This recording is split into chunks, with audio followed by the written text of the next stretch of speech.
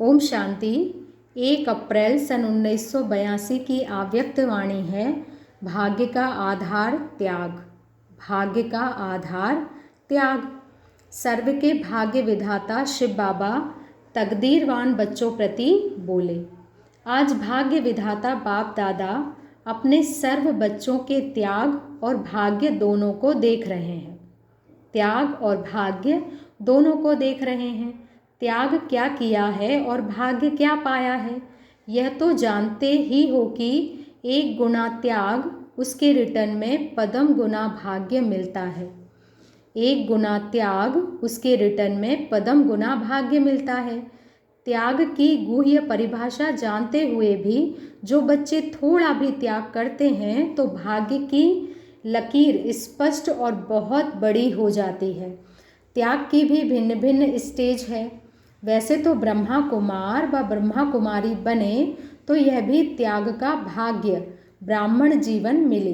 बाबा कहते हैं ब्रह्मा कुमार व ब्रह्मा कुमारी बने तो यह भी त्याग का भाग्य ब्राह्मण जीवन मिला है। इस हिसाब से बाबा कहते हैं, इस हिसाब से जैसे ब्राह्मण सभी कहलाते हो वैसे त्याग करने वाली आत्मा भी सब हो गए, लेकिन त्याग में भी नंबर है, इसलिए भाग्य पाने में भी नंबर है। ब्रह्मा कुमार व ब्रह्मा कुमारी तो सब कहलाते हो, लेकिन ब्रह्मा कुमार कुमारियों में से कोई माला का नंबर 1 दाना बना, कोई लास्ट दाना बना, लेकिन है दोनों ही ब्रह्मा कुमार ब्रह्मा कुमारी।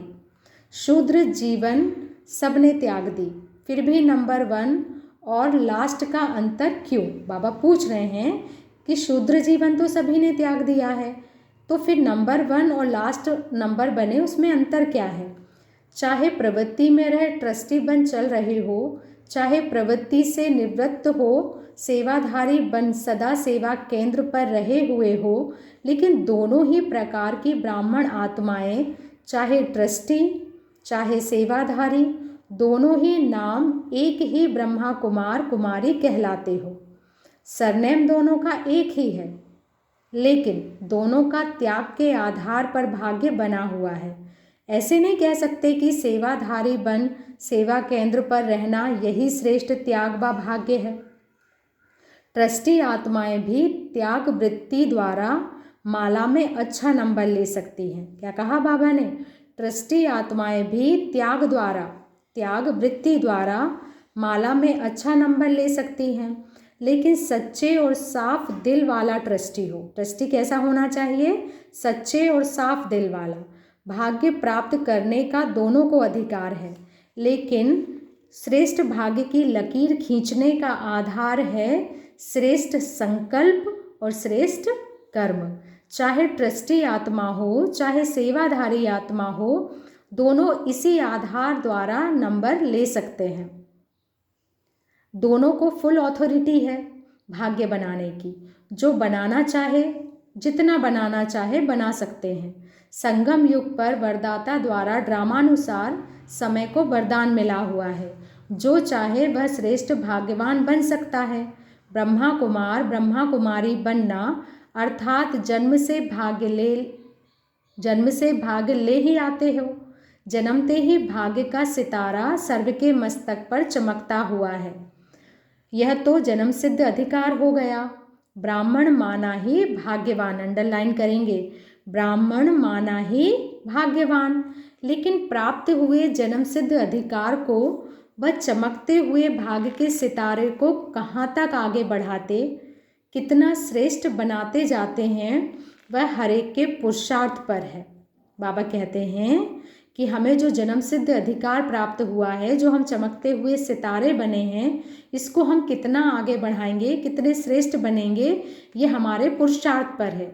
मिले हुए भाग्य के अधिकार को जीवन में धारण कर कर्म में लाना, अर्थात मिली हुई बाप की प्रॉपर्टी को कमाई द्वारा बढ़ाते रहना व खा के ख़त्म कर देना, वह हर एक के ऊपर है। जन्मते ही बाप दादा सबको एक जैसा श्रेष्ठ भाग्यवान भव का वरदान कहो व भाग्य की प्रॉपर्टी कहो, एक जैसे ही देते हैं। सब बच्चों को एक जैसा ही टाइटल देते हैं। सिकिल दे बच्चे, लाडले बच्चे, कोई को सिकिल दे, कोई को ना सिकिल दे नहीं कहते, लेकिन प्रॉपर्टी को संभालना और बढ़ाना उसमें नंबर बन जाते हैं। ऐसे नहीं कि सेवाधारियों को 10 पदम देते और ट्रस्टियों को 2 पदम देते हैं।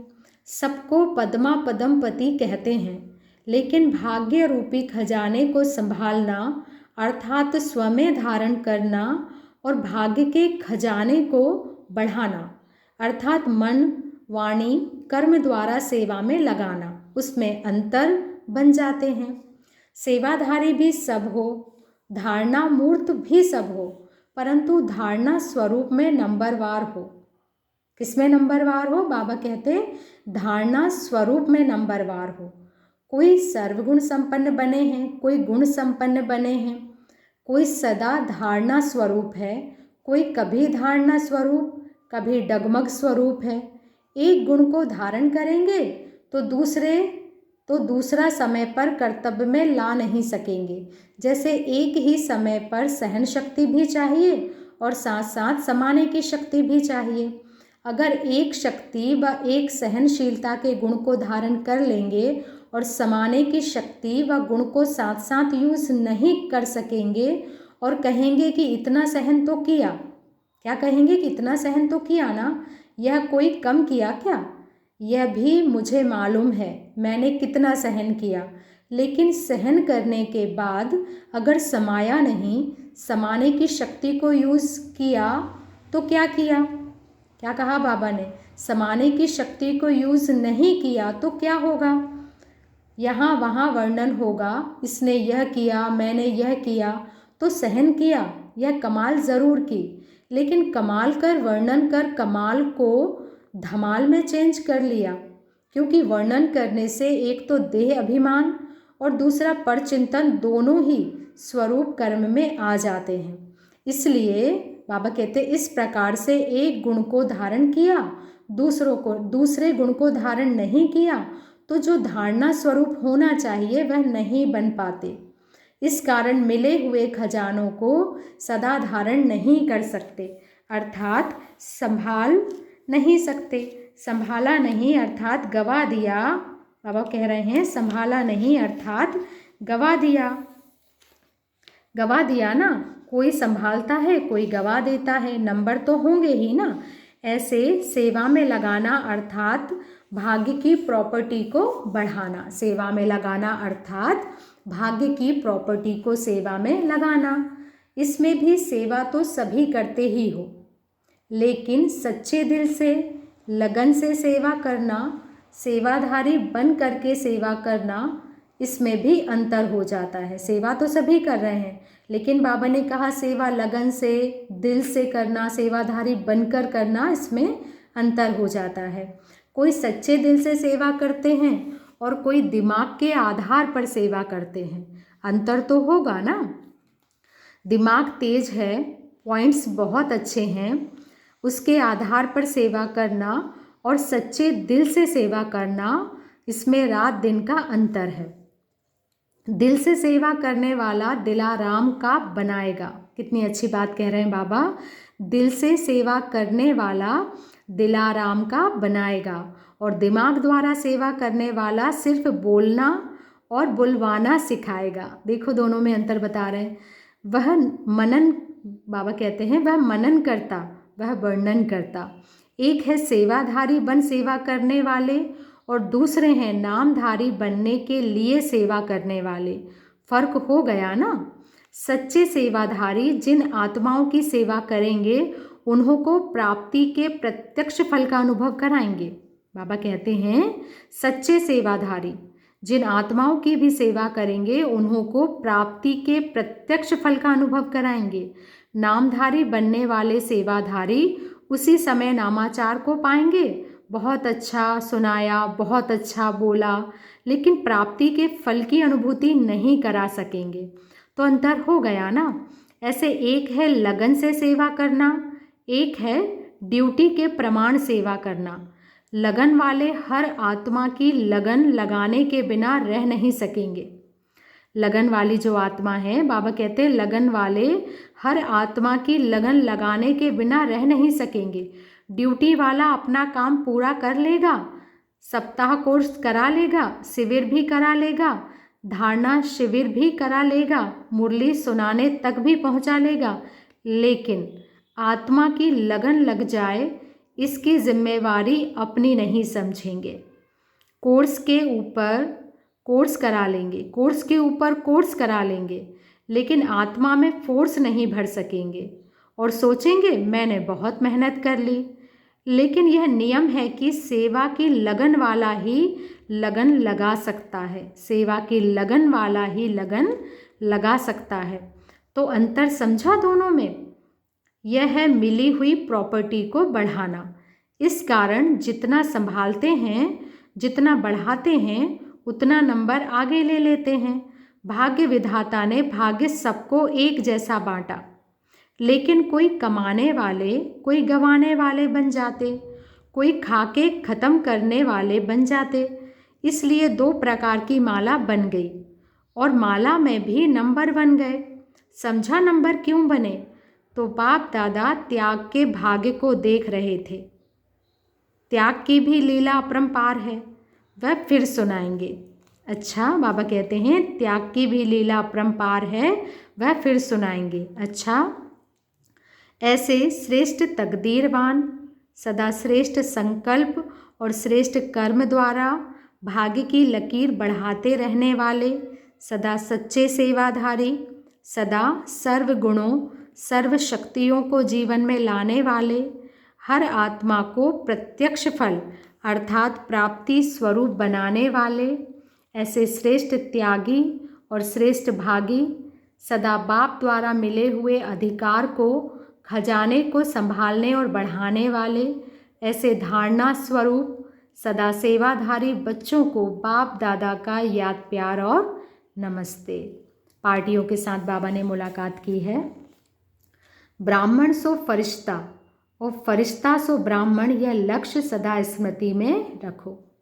ब्राह्मण सो फरिश्ता और फरिश्ता सो देवता, यह लक्ष्य सदा स्मृति में रखो। सभी अपने को ब्राह्मण सो फरिश्ता समझते हो, अभी ब्राह्मण हैं और ब्राह्मण से फरिश्ता बनने वाले हैं, फिर फरिश्ता सो ब्राह्मण बनेंगे। वह याद रहता है?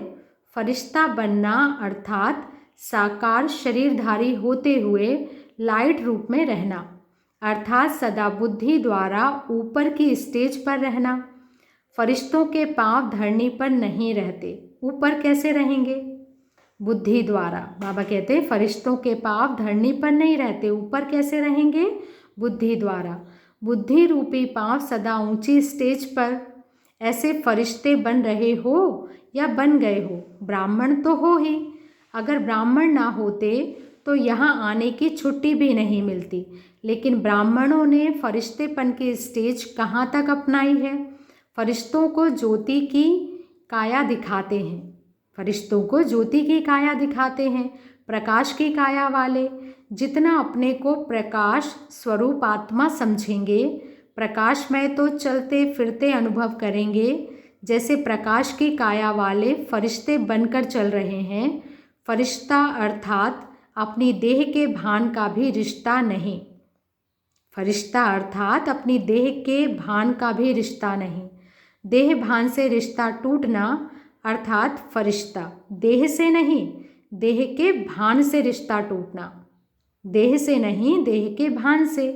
देह से रिश्ता खत्म होगा तब तो चले जाएंगे, लेकिन देह भान का रिश्ता खत्म हो। बाबा कहते हैं देह से रिश्ता खत्म होगा तो फिर तो इस दुनिया को छोड़कर चले जाएंगे, लेकिन देह भान का रिश्ता खत्म हो तो यह जीवन बहुत प्यारी लगेगी, फिर कोई माया भी आकर्षण नहीं करेगी। बाबा कहते हैं जब देह भान से रिश्ता खत्म हो जाएगा तो यह जीवन बहुत प्यारी लगेगी, फिर कोई माया भी आकर्षण नहीं कर सकेगी। अच्छा, ओम शांति। शुक्रिया बाबा, शुक्रिया।